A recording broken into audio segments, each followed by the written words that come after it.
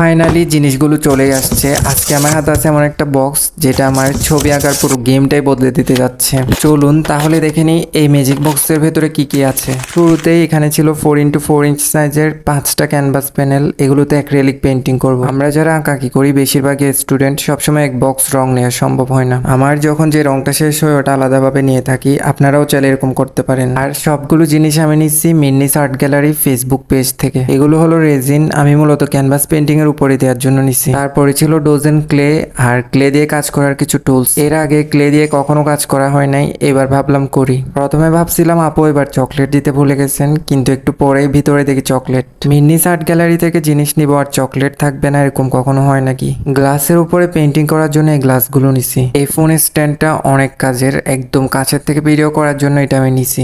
এরপরে এখানে ছিল একটা ড্রয়িং প্যাড, আমি অবশ্যই এটার উপরে এঁকে দেখাবো। এরপরে ছিল খুবই উপকারী একটা ব্রাশ, ব্লেন্ডিং ব্রাশ। এটা দিয়ে খুব সহজেই কালার ব্লেন্ডিং করতে পারবেন। তারপরে ছিল 3টা ডিটেইলিং ব্রাশ, এগুলো ছাড়া ক্যানভাস পেন্টিং আমার জন্য অসম্ভব। তারপরে ছিল একটা কালার প্যালেট। তারপরে ছিল সবচেয়ে ইন্টারেস্টিং জিনিস, টিউলিপ ফুল। ফুলগুলো দেখতে অনেক সুন্দর লাগতেছিল, আমি আবার পরে খুলে দেখাবো। আর এগুলো হলো পেপার টেপ, পেপারে আর্ট করার সময় পেপারের চারপাশে লাগানোর জন্য।